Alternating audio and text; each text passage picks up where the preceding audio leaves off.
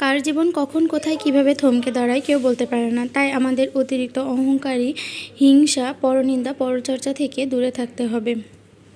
আসসালামু আলাইকুম প্রিয় viewers, welcome back to my channel. আশা করছি সকলে ভালো আছেন। আলহামদুলিল্লাহ আমরাও ভালো আছি। আমি ফাতেমাতুজ জোহরা যশোর থেকে জোহরার স্বপ্নবিলাসের আরও একটি নতুন ব্লগ নিয়ে আপনাদের সামনে হাজির হয়েছি। তো দেখতে পাচ্ছেন আমি আর মেহেরিমা ঈদের পর ঈদের 2 দিন পর হচ্ছে আমার খালা বাসায় বেড়াতে যাচ্ছিলাম। অনেক বছর পর, প্রায় বলতে গেলে 12-13 তারও বেশি বছর পর হচ্ছে এই খালার বাসায় বেড়াতে যাচ্ছি। এই খালাটা অনেকটা বলতে গেলে আমার আম্মুর মতনই, আমার আম্মুর থেকেও অনেক বেশি যত্ন করতো আমাকে। তো কোনো একটা কারণে আম্মুর সাথে না, সব খালাদের সাথেই ওই খালার একটু দ্বন্দ্ব বেঁধেছিল। তো এটা হচ্ছে অনেক দিন, আমার বিয়েরও আগে হচ্ছে এই ঝামেলাটা হয়েছিল। তো সেই কারণে খালার সাথে সম্পর্ক অনেক দিন খারাপ ছিল। তো কিছুদিন আগে আমার বড় মামা মারা গেছিলো। তো হচ্ছে সেখানে আর কি সবার সাথে আবার সব কিছু মিটমাট হয়ে গিয়েছে। আর যেহেতু আমার অনেক প্রিয় খালা, সবার সাথে হচ্ছে ঝামেলা ছিল, কিন্তু তারপরেও আমি লুকাই লুকাই খালাকে ফোন দিতাম, কথা বলতাম। তো এগুলো সবাই জানতো, আমাকে কিছু বলতো না, কারণ সবাই জানে ওটা আমার প্রিয় খালা। তো যাওয়া আসা ছিল না। তারপরও মেহেরিমার বিয়ের পর, আমার বিয়ের পর আমি আর মেহেরিমার আব্বু সবাইকে না জানিয়ে খালার বাসা থেকে বেরিয়েও এসেছিলাম।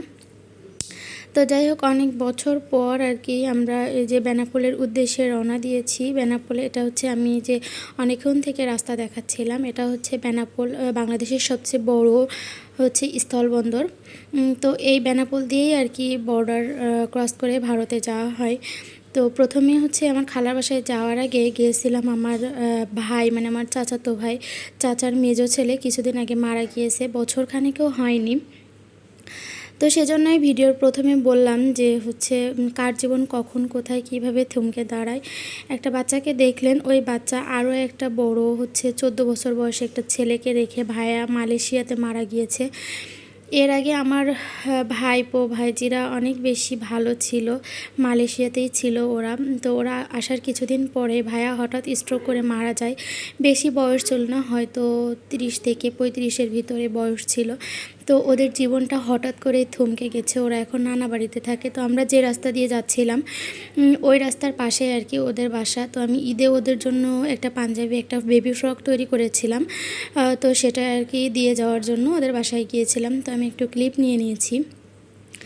তো এই রাস্তাটা দেখতে পাচ্ছেন, এই রাস্তাটা অনেক বেশি সুন্দর, যদিও একটু ভাঙাচোরা ছিল তবুও সুন্দর। আমার ছেলে কিন্তু তার নানুর সাথে মাশাল্লাহ বসে যাচ্ছে, আর আমার কোলে হচ্ছে মেহেরিমা। আমার আব্বু আমি যে পাঞ্জাবিটা দিয়েছিলাম ঈদে, সেই পাঞ্জাবিটা পরেই হচ্ছে যাচ্ছে আমাদের সাথে। তো এই যে এটা হচ্ছে border guard Bangladesh, BGB camp, আমার খালাদের বাসার পাশেই। যেহেতু এই এলাকা বর্ডার এরিয়া, তো বিজিবি ক্যাম্পে বেশি আসতে আসতে 2 থেকে 3টা বিজিবি ক্যাম্প পড়ছে। তো এই যে আমার খালা বসে বসে আমার আব্বুকে ভাত দিয়েছে। আমার যাওয়ার সাথে সাথে এই সব কিছু রেডি। তো আসলে যাই খায় না কেন, ধরেন ভাত আর ঝাল, যেরকম ওই যে গরিবরা খায়, যেটাই দিক না কেন ওইটার ভিতরে অন্যরকম ভালোবাসা থাকে। তো যেটাই খাচ্ছিল, যেভাবেই খাচ্ছিল, ভালোবাসাটা ছিল ভরপুর। তো একটু পর আমার খালু হচ্ছে পুকুরে মাছদের খাবার দিতে যাচ্ছিল। ওরা হচ্ছে মাছ পোষে। তো আমি হচ্ছে বললাম মেহেরিমাকে নিয়ে আমরা যাই। তো আমি আর মেহেরিমা আর কি যাচ্ছিলাম। মেহেরিমাও অনেক বেশি এক্সাইটেড ছিল। তো এই যে আমার খালু হচ্ছে মাছেদের খাবার দিচ্ছে। তো আমি দাঁড়িয়ে দাঁড়িয়ে দেখছিলাম। আমার আবার মাছ দেখতে ভীষণ ভালো লাগে। তো মাছেরা কখন আসবে তাই দেখার অপেক্ষায় ছিলাম। এই দেখেন মাছেদের খাবার দেওয়া শেষ, মাছেরা এখনও আসেনি। তো খালু হচ্ছে এই যে গামলার পিছে বাড়ি দিচ্ছিল, একটা শব্দ হচ্ছিল। তো মাছগুলো বুঝতে পেরেছে যে ওদের খাবার দিয়েছে। তো মাছেরা একটা একটা করে চলে আসতে শুরু করেছে। দেখেন পানি একা একাই নড়ছিল, আস্তে আস্তে এরকম নড়তে নড়তে অনেক বেশি পানি নড়ছিল।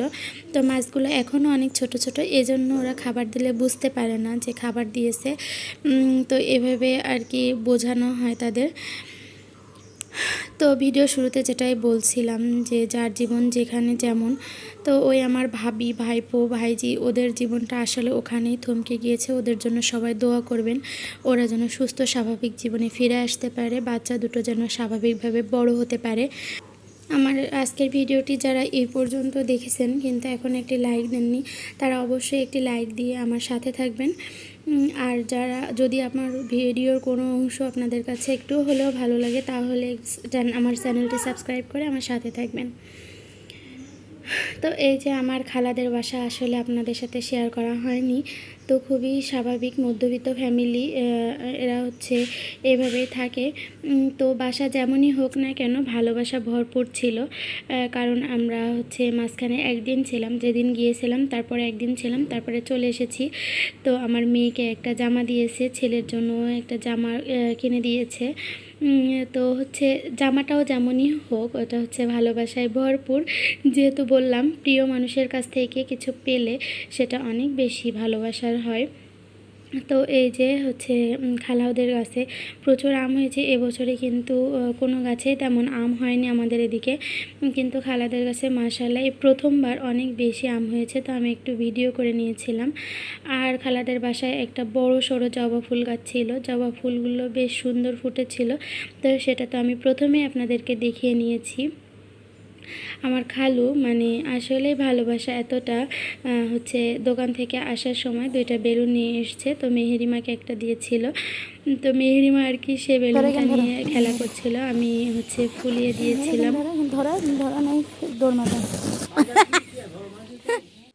তো মেয়েটা আমার মাশাআল্লাহ অনেক বেশি আনন্দ করেছিল, অনেক বেশি ভালোভাবে কাটিয়েছিল এই 2-3 দিন, কারণ হচ্ছে জায়গাটা অনেক বেশি খোলামেলা ছিল। তো ও হচ্ছে বেশ মজা করেছিল। তো আজকের ভিডিওটি এই পর্যন্তই। আগামী ভিডিও দেখার জন্য সবাই ভালো